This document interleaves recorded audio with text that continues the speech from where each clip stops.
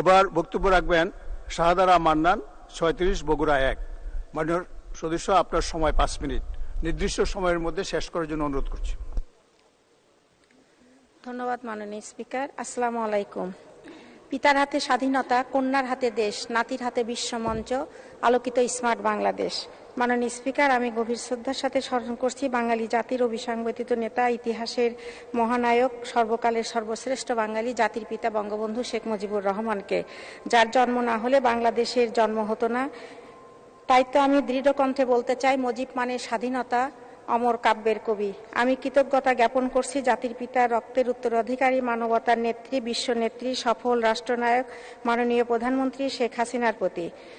বাঙালি জাতির ইতিহাসের সবচেয়ে বেদনাদায়ক কলঙ্কময় অধ্যায় ১৯৭৫ ১৫ই আগস্ট। দুঃখ ভরাক্রান্ত হৃদয়ে স্মরণ করছি সেই কালরাত্রিতে জাতির পিতা, তার সহধর্মিণী মহিয়সী বঙ্গমাতা বেগম ফজিলাতুন্নেছা সহ বঙ্গবন্ধুর পরিবারের সকল শহীদদের প্রতি। আমি শ্রদ্ধার সাথে স্মরণ করছি সকল বীর মুক্তিযোদ্ধা, ২ লক্ষ মা বোন অমর শহীদদের অসীম সাহসে ও আত্মত্যাগের বিনিময়ে আমরা পেয়েছি একটি সার্বভৌম দেশ, স্বাধীন জাতিসত্তা, পবিত্র সংবিধান। স্মরণ করছি ৩রা নভেম্বর নির্মমভাবে জেলখানায় শহীদ জাতীয় ৪ নেতার প্রতি। মাননীয় স্পিকার, আমি গভীর শ্রদ্ধার সাথে স্মরণ করছি আমার সারিয়াকান্দির সোনাতলার মাটি ও মানুষের নেতা, বীর মুক্তিযোদ্ধা মাননীয় সংসদ সদস্য আব্দুল মান্নান মহোদয়কে। কৃতজ্ঞতা প্রকাশ করছি সারিয়াকান্দির সোনাতলার সকল জনসাধারণের প্রতি, যাদের ভোটে আমি নির্বাচিত হয়ে এই মহান সংসদে কথা বলার সুযোগ পেয়েছি। মাননীয় স্পিকার, দেশে এমন কোনো জেলা উপজেলা নেই যেখানে উন্নয়নের ছোঁয়া লাগে নাই। মহান আল্লাহর রহমতে বাংলাদেশ আজ উন্নয়নের রোল মডেল। উন্নয়ন দৃশ্যমান, যারা উন্নয়ন দেখতে পায় না, জননেত্রী শেখ হাসিনার উন্নয়ন দেখেও সমালোচনা করে, তাদের উদ্দেশ্যে একটি কথাই বলতে চাই, হায়রে কপাল মন্দ, চোখ থাকিতেও অন্ধ। মাননীয় স্পিকার, অর্থনীতির প্রধান চালিকা শক্তি কৃষি, তাই ধারাবাহিকতায় মাননীয় প্রধানমন্ত্রী শেখ হাসিনার বাংলাদেশ ক্ষুধা হবে নির্দেশ স্লোগানের সামাজিক উন্নয়নের কর্মসূচির আওতায় গ্রামকে পরিকল্পিতভাবে সাজিয়ে প্রাচুর্যময় দারিদ্র্যমুক্ত করণের কর্মসূচির মাধ্যমে খাদ্যবান্ধব কর্মসূচি বাস্তবায়ন করে যাচ্ছে। এই স্লোগান শুধু আজার স্লোগান নয়, এই স্লোগান বাস্তবে রূপ পেয়েছে। তাই তো রংপুরের মানুষ মঙ্গা ভুলে গেছে, সোনাতলা সারিয়াকান্দির জনগণ আকাল চেনে না। জননেত্রী শেখ হাসিনা, 10 টাকায় কৃষকের ব্যাংক অ্যাকাউন্ট, 15 টাকা কেজি চাল, শায়েস্তা খানের আমল নয় রে ভাই, শেখ হাসিনার কাল। মাননীয় স্পিকার, কৃষিবান্ধব নীতির প্রভাবে ধারাবাহিকভাবে কৃষির উৎপাদন ধারাবাহিকভাবে বৃদ্ধি পেয়েছে।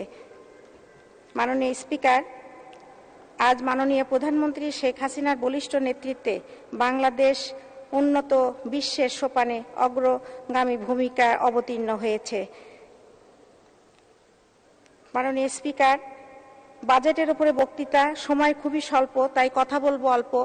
বাজেট নিয়ে দিতে পারলাম না কোনো বক্তৃতা, তাই রবীন্দ্রনাথের গানের ভাষায় বলতে চাই, কত কথা যাই যে বলি, কোনো কথা না বলি। মাননীয় স্পিকার, আমাকে একটু সময় দিবেন, আমি শুধু এলাকার 2-1টি উন্নয়ন নিয়ে কথা বলতে চাই। আমার সারিয়াকান্দি সোনাতলা যমুনা নদীর তীরে, ডান তীরে নদী সংরক্ষণের কাজ চলমান। নদীর শাসনের কাজ চলমান রেখে কাজলা ইউনিয়ন ও উত্তর থেকে 3 কিলোমিটার নদীর তীর সংরক্ষণ করা হলে আমার নির্বাচনী এলাকা কাজলা এবং চালুয়াবাড়ি ইউনিয়নে শত শত বিঘা জমির কৃষি ফসল রক্ষা হবে। মাননীয় স্পিকার, আমি মাননীয় রেলমন্ত্রীর দৃষ্টি আকর্ষণ করছি, বুড়িমারি এক্সপ্রেস ট্রেনটি মাত্র কিছুদিন আগেই চালু হয়েছে। আমি অনুরোধ জানাই, এই উক্ত ট্রেনটি সোনাতলা স্টেশনে বিরতির ব্যবস্থা করলে সোনাতলার জনগণ উপকৃত হবে। মাননীয় স্পিকার, আমি মাননীয় প্রধানমন্ত্রী শিক্ষামন্ত্রীর দৃষ্টি আকর্ষণ করছি, আমার সারিয়াকান্দি উপজেলায় 5টি গ্রামের শিক্ষা প্রতিষ্ঠান নেই। এই গ্রামগুলিতে প্রাথমিক শিক্ষা প্রতিষ্ঠানের জন্য অনুরোধ জানাচ্ছি। পিতার হাতেই পথ চলা তোমার, জনতাই তোমার শক্তি, দুঃখী মানুষের আস্থা তুমি বাংলার নেত্রী। জননেত্রী শেখ হাসিনার প্রতি আবারও শ্রদ্ধা জানিয়ে আমি আমার কথা বলা শেষ করছি। খোদা হাফেজ, জয় বাংলা, জয় বঙ্গবন্ধু, আসসালামু আলাইকুম।